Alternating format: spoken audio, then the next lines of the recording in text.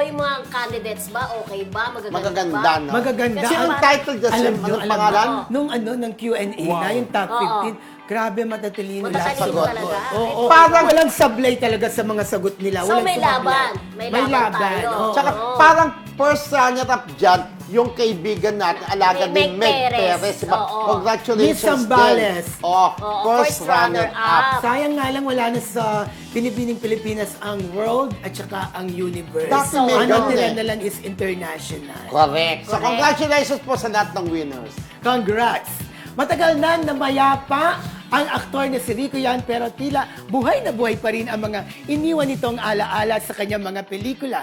Kamakailan kasi nag-viral ang videos nito online na pinusuan ng netizens. Kaya ang iba ay napapunta pa mismo sa puntod nito para magpa-picture-picture bilang remembrance. Kaso, angal ng ilan, ginawa na raw itong tourist spot. Monsenyo dyan. Kasi sa mga social media, di ba, parang binabalik nila yung Oo. mga shows before. Correct, yung mga pelikula Diba? before. Oo, doon ko rin napapanood yung mga pelikula ni Maricel Ako. na sabi ko, ang galing-galing niya doon sa Pilipinas, di ba? Pero yung got to believe Oo, din. Nakita got to natin silang believe dalawa ni din. Claudine yun, di ba? Tsaka mga friendship? past interviews ni Claudine kung Oo.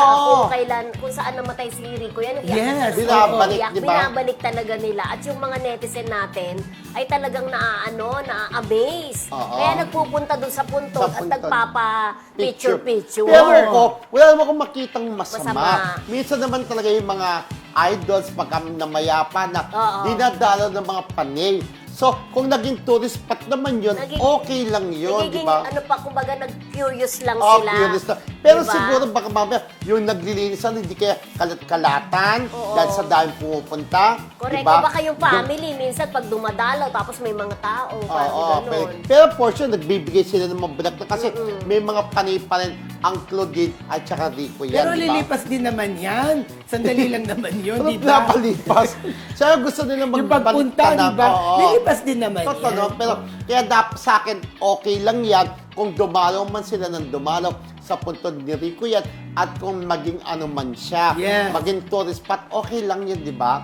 So yun po, nakakatuwa lang din talaga na naalala pa rin natin si Rico yan na alam ko, bago si Claudine, naging collab din ni Judy Ann Santos si Rico yan, di ba? Yes. Nagkaroon sila ng mga Oo. movies together. Blockbuster, puro Blockbuster. Isa doon yung, Ano isa doon?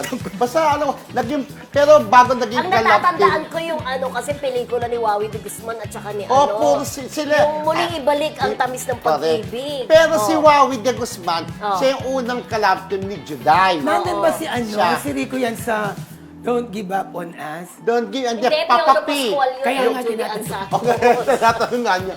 Si Got Papa to P. believe in magic Got siya. to believe sila ni Rico Oo. yan. Pero una niyang collab, yung tama si Friendship Builder, si Wawi de Guzman. Sumunod si Papa P. Yung si Papa P na love team na sila ni Judy at nang pumunta sa Yung birthday sumikat na ko. kanta, yung Don't give up on us, baby. Hindi, yung kay Rico yan at saka kay Claudine, yung sumikat na kanta, yung kay Rosel Navad. Bakit nga ba mahal kita? Ay, oo. Oo. Alam mo, May pelikula bakit yun. nga ba mahal kita? Oo. Claudine yun. Claudine yun, tsaka Rico. Napakaganda ng pelikula. Yung parang landi-landian na si Claudine. Mediator pa yata yun.